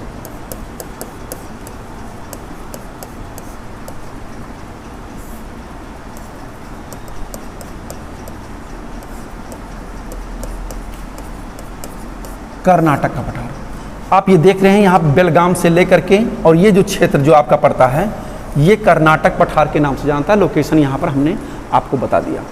कर्नाटक का पठार, इसका भी अक्षांशीय देशांतरी विस्तार लगभग 11 डिग्री 36 मिनट उत्तर से 16 डिग्री 26 मिनट उत्तरी अक्षांश, और 74 डिग्री 35 मिनट पूरब से 78 डिग्री 40 मिनट पूर्वी देशांतर तक इसका विस्तार है। कर्नाटक और केरल का हिस्सा कर्नाटक पठार के अंतर्गत आता है। पश्चिमी घाट के क्षेत्र में, याद रखिएगा, ये पश्चिमी घाट, वेस्टर्न घाट और कर्नाटक का पठार, ये दोनों मिलाकर के इसको मलनाड कहते हैं। क्या कहते हैं? मलनाड, याद रखिएगा। पश्चिमी घाट का पर्वतीय हिस्सा, पश्चिमी घाट का पर्वतीय हिस्सा और पठारी हिस्सा कर्नाटक का पठारी क्षेत्र और पश्चिमी घाट का पर्वतीय क्षेत्र, ये दोनों मिलाकर के मलनाड कहलाते हैं। और यहीं पर बाबा बुदन की पहाड़ियाँ हैं, जिसमें सबसे ऊंची जो चोटी है वो मुख्य रूप से मुलनगिरी है, और कुछ किताबों में इसको कुद्रेमुख जो है लिखा गया है। और इस मलनाड के पूरब में, यानी मलनाड का मतलब ये होता है पठार और पर्वतीय क्षेत्र का मिला जुला हिस्सा जो होता है वो मलनाड कहलाता है। इसी के पूरब में जो ये क्षेत्र है वो बेंगलुरु का पठार और मैसूर के पठार के नाम से जाना जाता है। क्योंकि कर्नाटक में धारवाड़ क्रम की चट्टानों का विकास हुआ था, तो इसलिए इस क्षेत्र में भी जो है मुख्य रूप से लौ एस के भी क्षेत्र पाए जाते हैं। कृष्णा, कावेरी, भीमा, तुंगभद्रा, शरावती नदियाँ इस क्षेत्र की प्रमुख नदी हैं। शरावती नदी थोड़ा सा पूरब में चल करके महात्मा गांधी या जोग प्रपात बनाती है, शरावती नदी पर बना हुआ है, जो भारत का सबसे ऊंचा जलप्रपात कहलाता है। अब थोड़ा सा हम आगे की तरफ चलते हैं। लास्ट स्टेप जो हमारा है वो है कर्नाटक के पठार के बाद में तीसरा आंध्रा का पठार।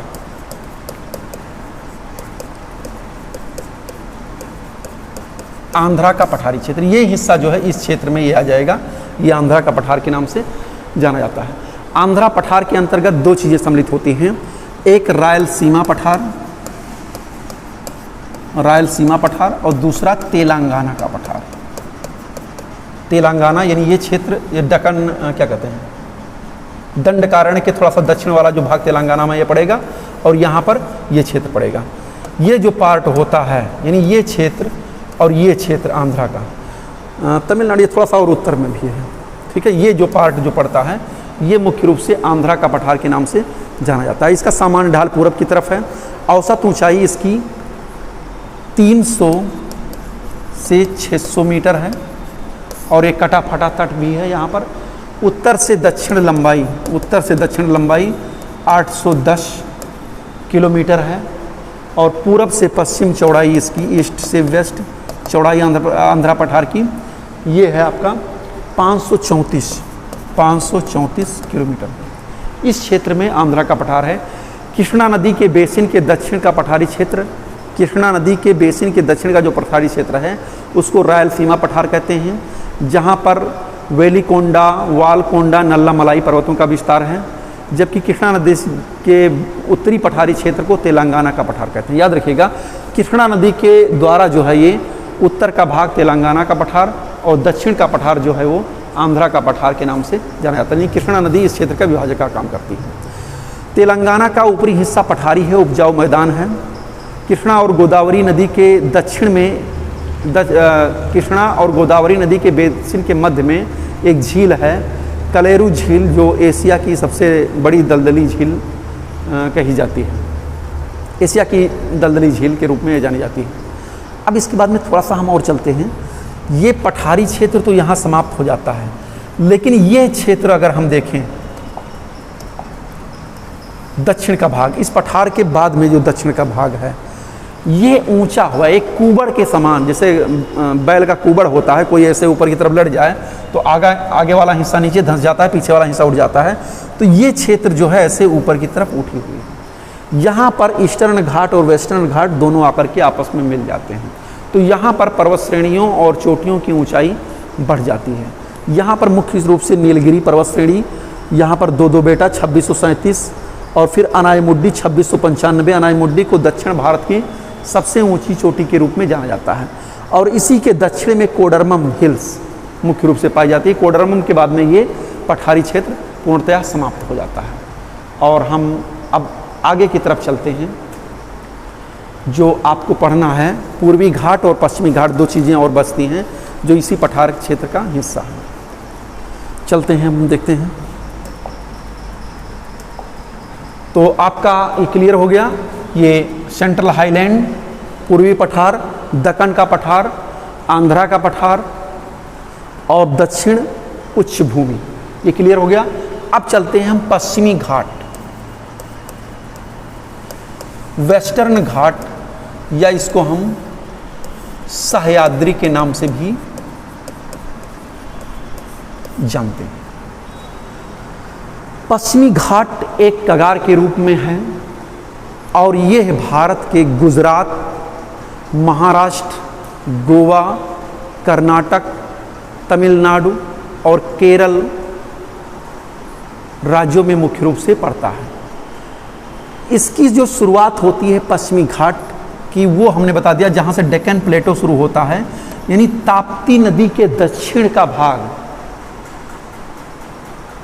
जो एक कगार के रूप में दिखाई दे रहा है, लगभग 1600 किलोमीटर जो है इसकी लंबाई है, ये पश्चिमी घाट के रूप में जाना जाता है। एक सीढ़ीदार संरचना का ये विकास करता है। तो इसकी कुल लंबाई जो पश्चिमी घाट की है वो है 1600 किलोमीटर, यानी ताप्ती नदी के दक्षिण से लेकर के यहाँ पर अंतरतम बिंदु, दक्षिणी बिंदु तक ये 1600 किलोमीटर है, इसकी लंबाई है।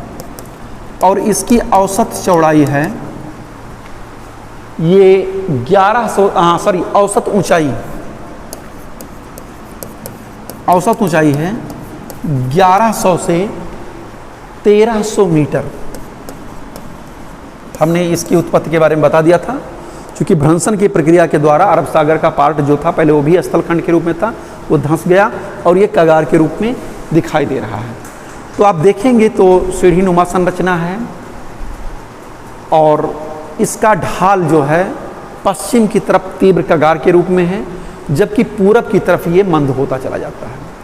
हमने मानसून पढ़ाते समय बताया था कि जब मानसून आता है तो इसी पश्चिमी घाट को रगड़ते हुए ऊपर की तरफ जाता है, इसलिए इस क्षेत्र में वर्षा की मात्रा बहुत ज़्यादा होती है और जैव विविधता की दृष्टि से भी पश्चिमी घाट का बहुत बड़ा महत्व है, यानी डाइवर्सिटी भी इस क्षेत्र में बहुत ज़्यादा है और यूनेस्को ने भी इसको विश्व धरोहर के रूप में स्थापित किया है। आप देखेंगे कि दक्षिण से उत्तर की तरफ ये जो है यहाँ पर वर्षा की मात्रा भी जो है घटती जाती है, दक्षिण की तरफ वर्षा ज़्यादा होती है।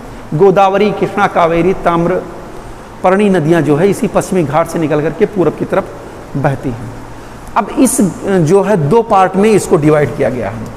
एक तो गोवा के और ताप्ती नदी के मुहाने से लेकर के इसको हम उत्तरी सह्याद्री के नाम से जानते हैं।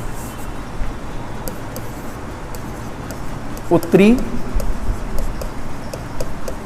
सह्याद्री। उत्तरी सह्याद्री का विस्तार हमने बताया कि ताप्ती नदी के दक्षिण से और गोवा तक लगभग 16 डिग्री उत्तरी अक्षांश तक, ये जो है गुजरात से गोवा यानी ताप्ती नदी से लेकर के गोवा तक जो है इसका विस्तार, मुख्य रूप से ये उत्तरी सह्याद्री के रूप में ये जाना जाता है। और गोदावरी, भीमा, कृष्णा नदियों का भी उद्गम यहाँ पर जो है इसी क्षेत्र से पश्चिमी घाट के महाबालेश्वर की पहाड़ियों से होता है। ताप्ती नदी और गोदावरी के बीच में सतमाला कटक, भीमा और कृष्णा नदी के बीच में महादेव कटक, ये पूरब की तरफ ऐसे फैले हुए हैं। अगर इनको आप देखेंगे मानचित्र में तो इसी तरीके से ये दिखाई देंगे। और इसी क्षेत्र में महाबालेश्वर, हरिश्चंद्र, कालसुबाई और सलहर जो है ऊंची पर्वत चोटियाँ दिखाई देती हैं। धाल घाट, भोर घाट, दो दर्रे हैं जिनके बारे में मैंने बता दिया। यहाँ पर ये भोर घाट है और थोड़ा सा और चलेंगे ये ऊपर की तरफ ये थाल घाट है। थाल घाट, भोर घाट, फिर नीचे पाल घाट, फिर सिनकोटा गैप। ये जो है ऊपर से दक्षिण की तरफ इन दर्रों का क्रम है। इन्हीं दर्रों से मैंने बताया था कि भारतीय मानसून प्रवेश होता है और इन्हीं दर्रों के माध्यम से पश्चिमी घाट से होकर तमाम सड़कें और रेल मार्ग का आवागमन हुआ है। इन्हीं इस पासेस के माध्यम से आवागमन के साधनों का भी विकास हुआ है। अब चलते हैं हम दक्षिणी सह्याद्री की तरफ। दक्षिणी सह्याद्री गोवा के दक्षिण में ग्रेनाइट चट्टानों और नीच चट्टानों के द्वारा ये एक असमतल उबड़ खाबड़ भूभाग है। यहाँ पर आप चलेंगे तो यहाँ से लेकर के और दक्षिण तक ये जो हिस्सा है ये दक्षिणी सह्याद्री के नाम से जाना जाता है। दक्षिणी सह्याद्री के नाम से ये जाना जाता है और इसकी औसत ऊंचाई दक्षिणी सह्याद्री की अगर हम देखें तो उत्तरी सह्याद्री से ज़्यादा है, 1220 मीटर है दक्षिणी सह्याद्री की ऊंचाई है। और इसमें कुंद्रेमुख 1892 मीटर, पुष्पगिरी 1714 मीटर है। नीलगिरी के पास में कर्नाटक, केरल, तमिलनाडु राज्यों में इसका विस्तार मुख्य बिंदु है जहाँ पर ये आपस में मिल जाते हैं। नीलगिरी में पालघाट दर्रा है जो तमिलनाडु को केरल से जोड़ता है। और इन्हीं दक्षिण की तरफ जो नीलगिरी की पहाड़ियाँ हैं इनमें चाय, कहवा, सिनकोना, इलायची, इन सब के बागान मुख्य रूप से पाए जाते हैं। चलते हैं हम थोड़ा सा पूर्वी घाट की तरफ, थोड़ा समय पूरा हो रहा है, आते हैं पूर्वी घाट। पूर्वी घाट आप देख रहे हैं कि बहुत ही कटा फटा क्षेत्र है। ये थोड़ा स्टॉप कर दो, वो ब्रेक पॉज। तो हम चलते हैं पूर्वी घाट के बारे में देखते हैं। ये उड़ीसा से लेकर के तमिलनाडु तक इस पूर्वी घाट का विस्तार है। यानी महानदी से लेकर के आप देखेंगे मैप में तो इस क्षेत्र महानदी से लेकर के और यहाँ पर जो है नीलगिरी हिल तक 1800 किलोमीटर की लंबाई में पूर्वी घाट का विस्तार पाया जाता है। इसकी औसत ऊंचाई 1100 मीटर है। इस पूर्वी घाट चूँकि ज़्यादातर नदियाँ पश्चिमी घाट और उनकी श्रेणियों, उनकी ऊंचाई पर्वत चोटियों से निकल करके पूरब की तरफ ही प्रवाहित होती हैं, इसलिए इस क्षेत्र में इन्होंने बहुत से हिस्सों को काट पीट दिया गया है। यानी ये जो पूर्वी घाट है ये एक असत श्रृंखला के रूप में है, यानी इनका जो क्रम है वो लगातार नहीं पाया जा रहा। और इसको हम मुख्य रूप से 3 पार्ट में डिवाइड करते हैं। एक महानदी से गोदावरी के बीच में, पहला 3 भाग में, पहला है महानदी से गोदावरी के बीच में, इसको आपको देखिएगा मैप में। महानदी से गोदावरी के बीच का जो हिस्सा है उसमें जो पर्वतीय मतलब घाट है, पूर्वी घाट है, वो एक सतत क्रम में है, यानी क्रमिक रूप में ये मुख्य रूप से पाया जाता है। जो उत्तर में 200 किलोमीटर और दक्षिण में 100 किलोमीटर इसकी चौड़ाई है। यानी इस क्षेत्र में ये 920 मीटर इसकी औसत ऊंचाई है और उत्तर की तरफ इसकी चौड़ाई जो है 200 किलोमीटर है और दक्षिण की तरफ इसकी चौड़ाई थोड़ी सी कम हो जाती है, यानी 100 किलोमीटर दक्षिण की तरफ हो जाती है ये। ओके, क्लियर हो गया होगा। महानदी से गोदावरी तक अगर आप देखेंगे, इधर महानदी का क्षेत्र, इधर गोदावरी का क्षेत्र, तो ये 920 इसकी औसत ऊंचाई है इस क्षेत्र की। उत्तर में 200 किलोमीटर चौड़ा है और दक्षिण में इसकी चौड़ाई थोड़ी सी कम हो जाती है। दूसरा पार्ट है कृष्णा से लेकर के चेन्नई तक, यानी दूसरा बीच में एक गैप हो गया, बीच में एक गैपिंग हो गई, बीच में गैपिंग हो गई। दूसरा है कृष्णा नदी से लेकर के चेन्नई के मध्य, ये मैप में आपको दूसरे मैप में ये चीज़ देखनी होगी। कृष्णा नदी से लेकर के चेन्नई के बीच में ये कोंडाविदु की पहाड़ियों के नाम से जाना जाता है। यहाँ पर नल्ला मलाई, पोलकोंडा, कुडुप्पा कुरनूल शैलें भी पाई जाती हैं, और ये सब पोलकोंडा पहाड़ियाँ, नल्ला मलाई की पहाड़ियाँ पाई जाती हैं। सलेम और कोयम्बटूर ज़िले में ये आपस में इनका अगर देखेंगे तो जवादी और सेवराई की पहाड़ियों के नाम से जानते हैं। नीलगिरी के पास में मैंने बताया था कि ये सब क्षेत्र दक्षिण वाला भाग आएगा, तीसरा पार्ट आ जाएगा महानदी गोदावरी, तीसरा आ जाएगा नीलगिरी। तो पहला हो गया हमने बताया महानदी से गोदावरी के बीच में, दूसरा कृष्णा से चेन्नई के मध्य में, और तीसरा नीलगिरी के समीप में। ये पूर्वी घाट और पश्चिमी घाट जहाँ पर आपस में मिलते हैं वो क्षेत्र अधिक ऊंचाई वाला होता है, और यहाँ पर दोदा बेटा 2637 और मुकुर्ती 2254 मीटर ये मुख्य रूप से ये पहाड़ियाँ पाई जाती हैं। कुछ चीज़ों को आपको जानना बहुत ज़रूरी है जो परीक्षा में पूछे गए हैं कि पूर्वी घाट के पर्वतों का क्रम उत्तर से दक्षिण की तरफ कैसा है, इसको देख लीजिए। तो सबसे पहले हम चलते हैं आंध्र प्रदेश में। ये आपके परीक्षा की दृष्टि से बहुत ही महत्वपूर्ण है, इसको ध्यान से देखने की जरूरत होगी। उत्तर से दक्षिण इनका क्रम क्या है आंध्र प्रदेश में जो पहाड़ियाँ पड़ती हैं। तो सबसे पहले है नल्ला मलाई, दूसरा है पालकोंडा, नोट करिए इसको, वेलिकोंडा और पालकोंडा। नल्ला मलाई, फिर वेलिकोंडा, फिर पालकोंडा, फिर नगारी। ये उत्तर से दक्षिण की तरफ इनका क्रम है। फिर इसके बाद में हम जाते हैं तमिलनाडु में। तमिलनाडु में जो पहाड़ियाँ हैं इनका उत्तर से दक्षिण की तरफ क्रम क्या है? पहला है जवादी पहाड़ियाँ, दूसरा है सेवराई की पहाड़ियाँ, तीसरा है पंचमलाई,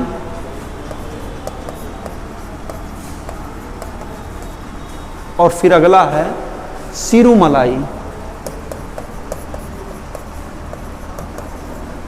ये जो है पूर्वी घाट की पहाड़ियाँ हैं जो उत्तर से दक्षिण तक आंध्र प्रदेश में इनका क्रम और तमिलनाडु में इनका क्रम। ये परीक्षाओं में एक बार पूछा गया है कि उत्तर से दक्षिण पहाड़ियों का क्रम क्या है। ओके, तो इस प्रकार से आपको इन चीज़ों को बहुत अच्छे तरीके से ध्यान देने की ज़रूरत है। एक चीज़ और मैं बता दूं आपको, थोड़ा सा बच रहा है लास्ट में। एक बार परीक्षा में आ गया कि गुजरात में जो पहाड़ियों का क्रम उत्तर से दक्षिण की तरफ है वो क्या है, इनको भी आप जान लीजिए। गुजरात में पहाड़ियों का क्रम, क्योंकि गुजरात में भी पहाड़ियाँ हैं उत्तर से दक्षिण यानी नॉर्थ से साउथ की तरफ पहाड़ियों का क्रम क्या है। सबसे पहले कच्छ की पहाड़ी, दूसरा है मांडव पहाड़ी, तीसरा है वर्धा पहाड़ी, फिर है गिरनार पहाड़ी, और लास्ट में है गिर राष्ट्रीय उद्यान यानी गिर पहाड़ी। ये उत्तर से दक्षिण की तरफ गुजरात में इन पहाड़ियों का क्रम पाया जाता है। तो आपको शायद में पेनिनसुलर इंडिया के बारे में पूरा आपने पढ़ाई कर ली है। इस समय ये पार्ट आपका क्लियर होता है। एक बार मैं इसका सारांश बता दूं कि परीक्षा में किस हिसाब से पूछा जाता है। हालांकि मैं अगला जो क्लास लेकर के आऊँगा उसमें जितना भी पिछली परीक्षाओं में, सिविल सेवा की परीक्षाओं में जो प्रश्न पूछे गए हैं उनको मैं व्याख्यात्मक रूप से उसको हल करवाऊँगा। लेकिन एक बार संक्षेप में जान लीजिए, हमने बता दिया आपको कि प्रायद्वीपीय पठार और प्रायद्वीपीय भारत में क्या अंतर है, और ख़ासकर भारत के पठारी क्षेत्र और प्रायद्वीपीय पठार में क्या अंतर है। हमने भारत के प्रायद्वीपीय पठार के रूप में बताया कि इसको कई भागों में विभक्त किया गया है। सबसे पहले सेंट्रल हाईलैंड। सेंट्रल हाईलैंड में हमने देखा कि अरावली रेंज, मेवाड़ का पठार, मालवा का पठार, बुंदेलखंड का पठार, बघेलखंड का पठार, और विंध्यन और सतपुरा श्रेणी ये पूरा सेंट्रल हाईलैंड के रूप में ये स्थित है। उसके बाद में मैंने बताया दूसरा पार्ट पूर्वी पठार। पूर्वी पठार के रूप में आपने देखा कि यहाँ पर छोटा नागपुर का पठार, महानदी छत्तीसगढ़ का बेसिन और दंडकारण्य का पठार, ये पूर्वी पठार के एक हिस्से के रूप में आपने देखा। उसके बाद में हमने बताया पूर्वोत्तर की पहाड़ियाँ, इसमें मेघालय की गोरो खासी जयंती पहाड़ों के रूप में पढ़ा। फिर हमने बताया अगला दक्कन का पठार जो यहाँ से बेलगाम तक विस्तृत है, दक्कन के पठार के बारे में आपने पढ़ा। फिर जो है आपने पढ़ा आंध्रा का पठार जिसमें चीज़ें मैंने बता दी। और फिर दक्षिण की तरफ जो है ये उच्च भूमि, इसको मैंने बताया। फिर पश्चिमी घाट और फिर पूर्वी घाट। तो इस प्रकार से हमने इस दक्षिण के प्रायद्वीपीय पठार को, यानी भारत के प्रायद्वीपीय पठार को कई हिस्सों में डिवाइड करके कौन कौन से क्षेत्र पहाड़ी हैं, कौन कौन से क्षेत्र पठार के रूप में हैं और कौन कौन से नदी बेसिन्स के रूप में हैं, मैदानी क्षेत्र के रूप में हैं, इस पार्ट को मैंने क्लियर करने का प्रयास किया है। Okay, thank you.